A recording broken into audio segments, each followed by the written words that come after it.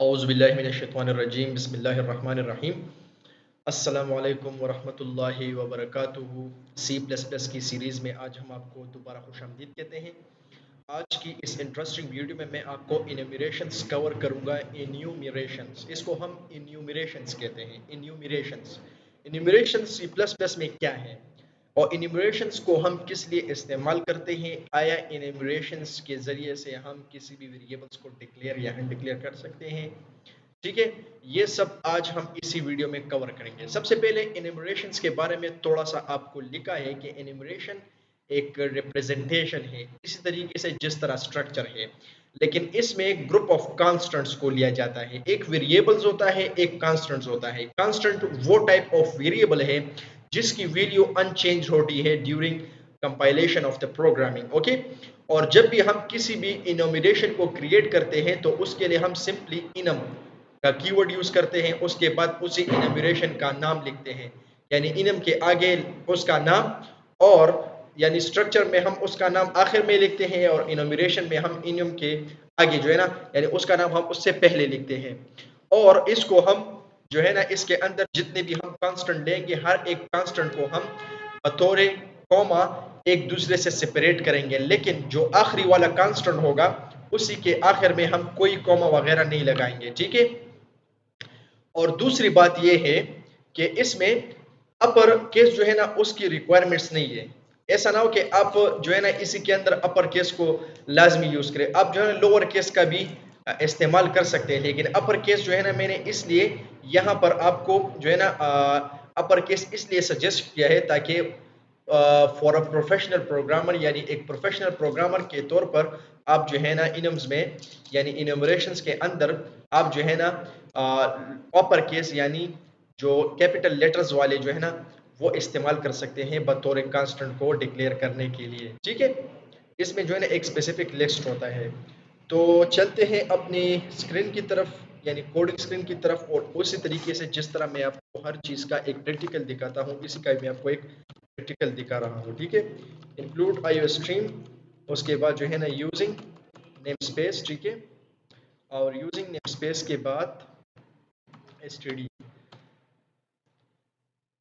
यहाँ तक मैंने आपको ये लिख लिया। अभी जो है ना हम इस कोड के अंदर डायरेक्टली इनम को डिक्लेयर करेंगे, इनमरेशन को हम डायरेक्टली डिक्लेयर करेंगे। इनमरेशन को डिक्लेयर करने के लिए आपने सिंपली इनम लिखना है। इनम लिखने के बाद आपने इनमरेशन में उसी का नाम लिखना है। फॉर एग्जांपल मैंने लिख लिया लेवल। ठीक है, लेवल, और उसके बाद ये, और इसके बाद इसको क्लोज करना है। अभी इसके अंदर मैं 3 कांस्टेंट वैल्यूज को मैं डिक्लेयर कर रहा हूँ, या 2 या 3 या 4। फॉर एग्जांपल मैं 4। ठीक है, वेरी लो। ठीक है,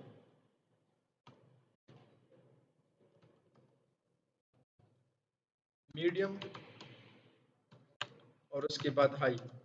हाई हमारा आखिरी कांस्टेंट है, तो हाई पर मैंने इसको छोड़ दिया। यहाँ तक आपको उम्मीद है समझ आ गया है कि मैंने हाई को इसलिए छोड़ दिया।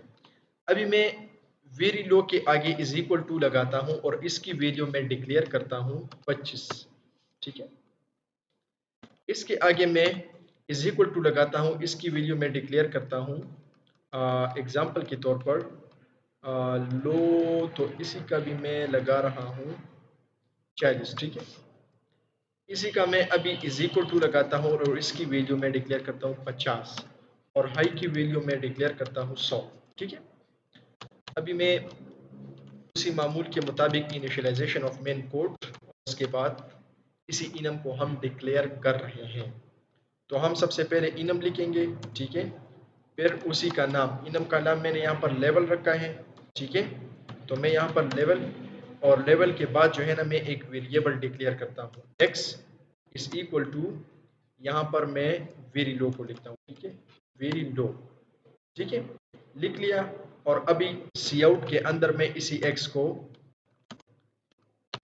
प्रिंट करना चाहता हूँ। ठीक है, तो इसको मैं प्रिंट कर रहा हूँ, तो आप देख सकते हैं वेरी लो की जो वैल्यू है वो 25, और ये मुझे प्रिंट कर रही है। ठीक है, यहाँ पर आप देख सकते हैं। फॉर एग्जांपल इस x के बजाय मैं अपना नाम लिखता हूँ। ठीक है, अफाक, और मैं यहाँ पर इसी तरीके से लिखता हूँ अफाक। तो आप देख सकते हैं ये उसी तरीके से रीरन होगा और मुझे 25 देगा। अभी वेरी लो की जगह पर अगर मैं लो करूं फॉर एग्जांपल के तौर पर, तो ये 40 देगा। ठीक है, ठीक है, लो किया तो ये 40 देगा। ठीक है, ये सिंपली, तो ये इसी तरीके से जब भी हम स्ट्रक्चर्स में हम मल्टीपल वेरिएबल्स को ग्रुप करते थे और इनम्यूरेशंस में हम मल्टीपल कांस्टेंट को हम ग्रुप कर रहे हैं। ठीक है, इसमें बस थोड़ा सा यही फर्क है। ठीक है, इनम्यूरेशंस के बारे में उम्मीद है आपको समझ आ ही गया कि इनम्यूरेशंस क्या है।